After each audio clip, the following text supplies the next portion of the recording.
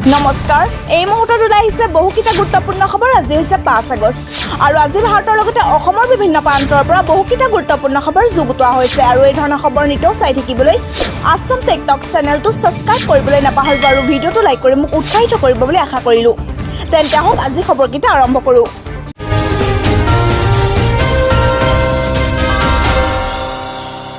অসম উচ্চতৰ মাধ্যমিক চূড়ান্ত পৰীক্ষাৰ ফলাফলত অসন্তুষ্ট পৰীক্ষাৰ্থীসকলৰ বাবে এতিয়া বিশেষ পৰীক্ষাত অৱতীৰ্ণ হোৱাৰ সুযোগ আগবঢ়াইছে অসম উচ্চতৰ মাধ্যমিক শিক্ষা সংসদে হয় বিশেষ পৰীক্ষাৰ এতিয়া 2021ৰ শিক্ষাৰ্থীসকলে ক'ত যোগাযোগ কৰিব সংশ্লিষ্ট মহাবিদ্যালয় বিদ্যালয় শিক্ষা প্ৰতিষ্ঠানক তাৰিখ হৈছে 9 পৰা 16 আগষ্ট 2021 সময় হৈছে সন্ধিয়া 5 বজালৈ যোগ্যতা ইয়াৰ বাবে নিয়মীয়া বেটাৰমেণ্ট ৰিপৰ্ট কম্পাৰ্টমেণ্টেল আদি সকলো শ্ৰেণীৰ পৰীক্ষাৰ্থী নিৰ্দিষ্ট বিষয়ৰ সৈতে বাতিল হোৱা পৰীক্ষাৰ বাবে এতিয়া অনলাইন আবেদন কৰা শিক্ষাৰ্থী চূড়ান্ত ফলাফলত অসন্তুষ্ট পৰীক্ষাৰ্থীসকলৰ সুবিধাৰ্থে এতিয়া উচ্চতৰ মাধ্যমিক শিক্ষা সংসদৰ গুৰুত্বপূৰ্ণ এক পদক্ষেপ উল্লেখযোগ্য দিশসমূহ হৈছে ব্যৱহাৰিক বিষয়ৰ নম্বৰ পূৰ্বৰ দৰে একে থাকিব কোনো পৃথক ব্যৱহাৰিক পৰীক্ষা অনুষ্ঠিত কৰা নহ'ব বিষয় পৰিৱৰ্তনৰ ক্ষেত্ৰত অনুমতি দিয়া নহ'ব সঠিক মূল্যাংকনৰ পাছত বিশেষ পৰীক্ষাৰ মাৰ্কশ্বিট প্ৰদান কৰা হ'ব বিশেষ পৰীক্ষা আৰম্ভ হোৱাৰ আগতে এডমিট কাৰ্ড লাভ কৰিবলৈ সংশ্লিষ্ট পৰীক্ষা কেন্দ্ৰৰ ভাৰপ্ৰাপ্ত বিষয়াৰ ওচৰত পূৰ্বৰ মাৰ্কশ্বিট জমা দিব লাগিব আৰু শেষৰটো হৈছে যথাসময়ত পৰীক্ষাৰ সবিশেষ বিৱৰণ প্ৰকাশ কৰা হ'ব এই মুহূৰ্তত লৈ আহিছোঁ এটা বিগ ব্ৰেকিং নিউজ তৃণমূলত চামিল হ'ব এতিয়া ৰাইজৰ দল উপনিৰ্বাচনক লৈ এতিয়া ৰাজ্যৰ ৰাজনীতি উত্তাল হৈ থকাৰ সময়তে তৃণমূল কংগ্ৰেছৰ মুৰব্বী তথা পশ্চিম বংগৰ মুখ্যমন্ত্ৰী মমতা বেনাৰ্জীক সাক্ষাৎ কৰিলে শিৱসাগৰ বিধায়ক তথা ৰাইজৰ দলৰ সভাপতি অখিল গগৈয়ে আজি এই কথা মুকলিকৈ প্ৰকাশ কৰিলে অখিল গগৈয়ে সংবাদ মাধ্যমক জানিবলৈ দিয়া মতে দুবাৰকৈ কলকাতালৈ গৈ তৃণমূল কংগ্ৰেছৰ সৈতে ৰাজনীতি বিষয়ক লৈ আলোচনা হৈছিল অখিল গগৈ প্ৰথমবাৰ মুখ্যমন্ত্ৰী মমতা বেনাৰ্জীক সাক্ষাৎ কৰাৰ সময়তে তৃণমূল কংগ্ৰেছৰ মুৰব্বীগৰাকীয়ে অখিল গগৈৰ ওচৰত দাঙি ধৰিছিল এক ৰাজনৈতিক প্ৰস্তাৱ এই বৈঠকতে মমতা বেনাৰ্জীয়ে ৰাইজৰ দলক তৃণমূল কংগ্ৰেছৰ সৈতে চামিল হ'বলৈ আহ্বান জনোৱাৰ লগতে অসমৰ ৰাজ্যিক সভাপতিৰ দায়িত্ব ল'বলৈ অখিলক অনুৰোধ জনাইছিল আৰু আনহাতে দ্বিতীয়বাৰ বৈঠকত দলটোৰ আন এজন শীৰ্ষ নেতা অভিষেক বেনাৰ্জীৰ সৈতে বৈঠক অনুষ্ঠিত হৈছিল আৰু অখিল গগৈয়ে প্ৰকাশ কৰা মতে মমতা বেনাৰ্জীয়ে আগবঢ়োৱা ৰাজনৈতিক প্ৰস্তাৱ সন্দৰ্ভত ৰাইজৰ দলৰ মজিয়াত আলোচনা হৈছিল যদিও কোনো সিদ্ধান্ত গ্ৰহণ কৰা নাই আগন্তুক লোকসভা নিৰ্বাচনত বিজেপিৰ বিৰুদ্ধে মমতা বেনাৰ্জীয়ে বিৰোধীক ঐক্যবদ্ধ কৰাৰ প্ৰচেষ্টা চলাই থকাৰ সময়তে অখিল গগৈলৈ আগবঢ়োৱা এনে ৰাজনৈতিক প্ৰস্তাৱ যথেষ্ট এতিয়া লক্ষণীয় হৈ পৰিছে উগ্ৰপন্থী শব্দক লৈ এতিয়া উত্তাল অসম বিধানসভা দুগৰাকী বিৰোধী বিধায়কক নিলম্বন আজি উগ্ৰপন্থী শব্দক লৈ উত্তাল হৈ পৰে অসম বিধানসভাৰ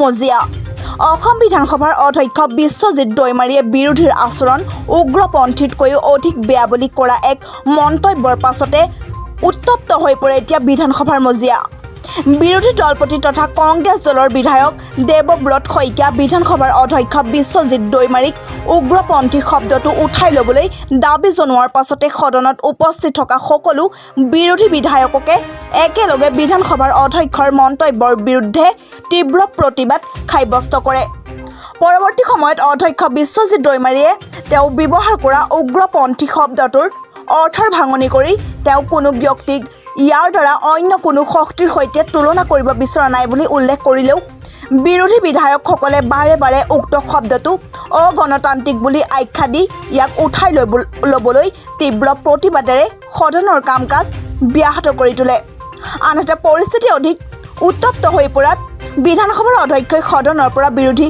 বিধায়ক কমলাক্ষ পুৰুকায়স্ক আৰু নুৰুল হুদাক বহিষ্কাৰ কৰাৰ লগতে আধা ঘণ্টাৰ বাবে সদনৰ কাম কাজ স্থগিত ৰাখে ইপিনে বিৰোধী দলপতি দেৱব্ৰত শইকীয়াই বিৰোধীক উগ্ৰপন্থী বুলি কোৱাটো কেতিয়াও সহ্য কৰা নহ'ব বুলি কোৱাৰ লগতে আজিৰ দিনটো গণতন্ত্ৰৰ বাবে লজ্জাজনক আৰু এটা ক'লা দিন হিচাপে আখ্যা দিয়ে চৰকাৰৰ এই আঁচনিত এতিয়া বেংকে আপোনাৰ পৰা 12 টকা কাটিব আৰু ইয়াৰ বিনিময়ত আপুনি লাভ কৰিব 2 লাখ টকাৰ সুবিধা। জানক ইয়াৰ সবিশেষ।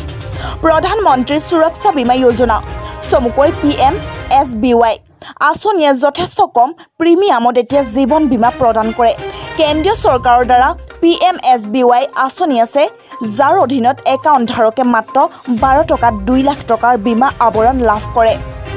কৰোনা মহামাৰীৰ সময়ত COVID-19 লোকসকল স্বাস্থ্যৰ বিষয়ে অধিক সচেতন হৈ পৰিছে।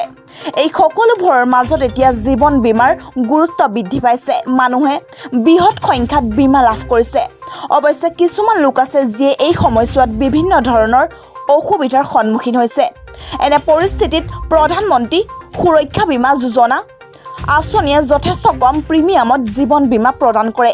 কেন্দ্ৰীয় চৰকাৰৰ দ্বাৰা PMSBY আঁচনি আছে, যাৰ অধীনত একাউণ্ট ধাৰকে এতিয়া মাত্ৰ 12 টকাত 2 লাখ টকাৰ বীমা আৱৰণ লাভ কৰে। মে' মাহৰ শেষত প্ৰিমিয়াম হয়। কেন্দ্ৰীয় চৰকাৰে কেইবছৰমান আগতে অতি নামমাত্ৰ প্ৰিমিয়ামত প্ৰধানমন্ত্ৰী সুৰক্ষা বীমা যোজনা আৰম্ভ কৰিছিল। PMSBY বাৰ্ষিক প্ৰিমিয়াম হৈছে মাত্ৰ 12 টকা। আপুনি মে' মাহৰ শেষত এই প্ৰিমিয়াম পৰিশোধ কৰিব লাগিব আৰু এই পৰিমাণটো 31 মে'ত আপোনাৰ বেংক একাউণ্টৰ পৰা কৰ্তন কৰা হয়। যদি আপুনি PMSBY লৈছে তেন্তে আপুনি আপোনাৰ বেংক একাউণ্টত বেলেঞ্চ ৰাখিব লাগিব। PMSBY চৰ্তসমূহ কি শিকোৱা হওক। 18 পৰা 70 বছৰ বয়সৰ লোকসকলে PMSBY আঁচনিৰ লাভালাভ লাভ কৰিব পাৰে। আঁচনিখনৰ বাৰ্ষিক প্ৰিমিয়াম মাত্ৰ 12 টকা। PMSBY আঁচনিৰ প্ৰিমিয়াম বেংক একাউণ্টৰ পৰা পোনপটীয়াকৈ কৰ্তন কৰা হয়। বেংক একাউণ্টটো কেৱল আঁচনিখন ক্ৰয় কৰোঁতে PMSBYৰ সৈতে সংযুক্ত কৰা হয়। PMSBY আঁচনি অনুসৰি বীমা ক্ৰয় কৰা গ্ৰাহকৰ দুৰ্ঘটনা, মৃত্যু বা বিকলাংগতাৰ ক্ষেত্ৰত নিৰ্ভৰশীলজনে 2 লাখ টকাৰ পৰিমাণ লাভ কৰে। এনেদৰে পঞ্জীয়ন কৰক ইয়াত। আপুনি বেংকৰ যিকোনো শাখালৈ গৈ এই আঁচনিৰ বাবে এতিয়া আবেদন কৰিব পাৰে। বেংকৰ লোকসকলেও ঘৰে ঘৰে PMSBY প্ৰদান কৰি আছে। ইয়াৰ বাবে বীমা এজেণ্টৰ সৈতেও যোগাযোগ কৰিব পাৰিব আপোনালোকে। চৰকাৰী বীমা কোম্পানী আৰু বহুতো ব্যক্তিগত বীমা কোম্পানীয়েও এই আঁচনিখন বিক্ৰী কৰে। এক ভাইৰেল ভিডিঅ'। বাইকৰ সন্মুখত হিন্দী চিনেমাৰ দৰে কোলাত বহুৱাই লৈ গৈ আছিল নিজ প্ৰেমিকাক। তাৰপিছত কিমান দূৰলৈ চলিলেই স্নান। পিছফালে নহয়, বাইকখনৰ সন্মুখত যুৱকজনে তেওঁৰ প্ৰেমিকাক বলিউডৰ নায়কসকলৰ দৰে লৈ গৈ আছিল। বাইক চলাই গৈ আছিল এজন যুৱক, লগত এগৰাকী যুৱতী।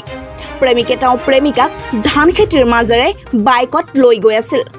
কিন্তু পিছফালে নহয়, বাইকখনৰ সন্মুখতহে যুৱকজনে তেওঁ প্ৰেমিকাক বলিউডৰ নায়কসকলৰ দৰে লৈ গৈ আছিল। তেওঁলোকৰ ষ্টাণ্টবাজি কিছু সময় ধৰি চলি আছিল। ভিডিঅ'টোত দেখা গৈছে যে যুৱতীগৰাকীয়ে বাইকত প্ৰেমিকাৰ কোলাত বহি গৈ আছিল। তেওঁলোকৰ এই কাৰ্য গাঁওখনৰ কিছুমান লোকৰ কিন্তু পচন্দ হোৱা নাছিল। সকলোৱে কৈছিল, কি অশ্লীল কাৰ্য এয়া। বাইকখনৰ পিছফালে বহাই প্ৰেমিকাক লৈ যাওক, কিন্তু আপুনি আপোনাৰ কোলাত কিয় বহাই নিছে? গাঁওবাসীয়ে তেওঁলোক দুয়োকে এতিয়া ধৰিছিল। দুয়োকে বহুতো অপমানো কৰা হৈছিল। লগতে ভৱিষ্যতে তেওঁলোকে পুনৰ তেনে কাম নকৰিবলৈ সকীয়াই দিছিল। ঘটনাটো হৈছে বিহাৰৰ গয়াৰ এখন গাঁৱত সংঘটিত হৈছে। গিভ এণ্ড টেক পলিচিৰ জৰিয়তে অসমৰ 21খন গাঁও মেঘালয়ক প্ৰদানৰ পিছতে উত্তেজনা। মেঘালয় সীমান্ত সীমা বিবাদক কেন্দ্ৰ কৰি এতিয়া উত্তেজনা। গিভ এণ্ড টেক পলিচিৰ জৰিয়তে অসমৰ 21খন গাঁও মেঘালয়ক প্ৰদানৰ পিছতে এতিয়া তীব্ৰ উত্তেজনা সৃষ্টি। অসম মেঘালয় ৰাজ্যৰ দীৰ্ঘদিনীয়া সীমা বিবাদ নিষ্পত্তিৰ বাবে এতিয়া গিভ এণ্ড টেক পলিচিৰ জৰিয়তে দুয়ো ৰাজ্যৰ মুখ্যমন্ত্ৰীদ্বয়ে সিদ্ধান্ত গ্ৰহণ কৰে। সেই সিদ্ধান্ত অনুসৰিয়ে সীমান্তৰ পশ্চিম কাৰ্বি আংলং জিলাৰ অন্তৰ্গত 21খন গাঁও মেঘালয়ত অন্তৰ্ভুক্ত কৰা হয়, যি কাৰ্যত এতিয়া সীমান্তবাসী অসমীয়া ৰাইজৰ মাজত উত্তেজনাময় পৰিস্থিতি বিৰাজ কৰিছে। এই লৈ সীমান্তত কাৰ্বি ছাত্ৰ সন্থা, গোৰ্খা ছাত্ৰ সন্থা আৰু স্থানীয় ৰাইজে ব্যাপক প্ৰতিবাদী কাৰ্যসূচী ৰূপায়ণ কৰিছে। উল্লেখযোগ্য যে মেঘালয় চৰকাৰৰ এটা সজাতি দলে আৰক্ষী লগত লৈ অসমৰ ভূমিত ফিজিকেল ছাৰ্ভে কৰিবলৈ অসমত প্ৰৱেশ কৰে। পিছে কাৰ্বি ছাত্ৰ সন্থা, গোৰ্খা ছাত্ৰ সন্থা আৰু স্থানীয় ৰাইজে এই দলটোক খেদি পঠোৱাৰ লগতে মেঘালয় চৰকাৰৰ বিৰুদ্ধে তীব্ৰ প্ৰতিবাদ সাব্যস্ত কৰে।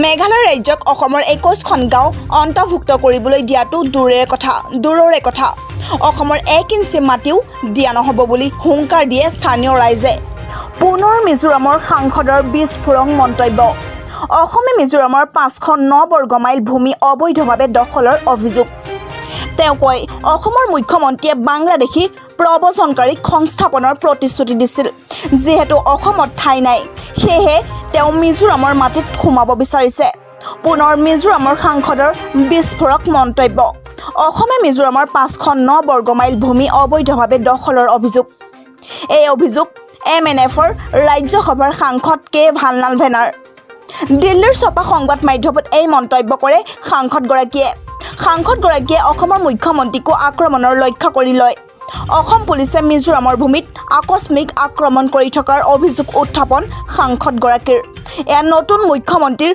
আগ্ৰাসনৰ পৰিকল্পনাৰ অংশ বুলি মন্তব্য ভালনালভেনাৰ তেওঁ কয় যে অসমৰ মুখ্যমন্ত্ৰীয়ে বাংলাদেশী প্ৰব্ৰজনকাৰীক সংস্থাপনৰ প্ৰতিশ্ৰুতি দিছিল যেহেতু অসমত ঠাই নাই সেয়েহে তেওঁ মিজোৰামৰ মাটিত সোমাব বিচাৰিছে উল্লেখযোগ্য যে সাংসদজনৰ বিৰুদ্ধে 26 জুলাইৰ ৰক্তাক্ত সংঘাতৰ পিছত বিতৰ্কিত মন্তব্য কৰাৰ কাৰণে অসম পুলিচে গোচৰ ৰুজু কৰিছিল পিছত এই গোচৰ প্ৰত্যাহাৰ কৰা হৈছিল আজি দুজন অসম চৰকাৰৰ মন্ত্ৰী শান্তিৰ বাৰ্তা লৈ মিজোৰামলৈ উৰা মাৰিব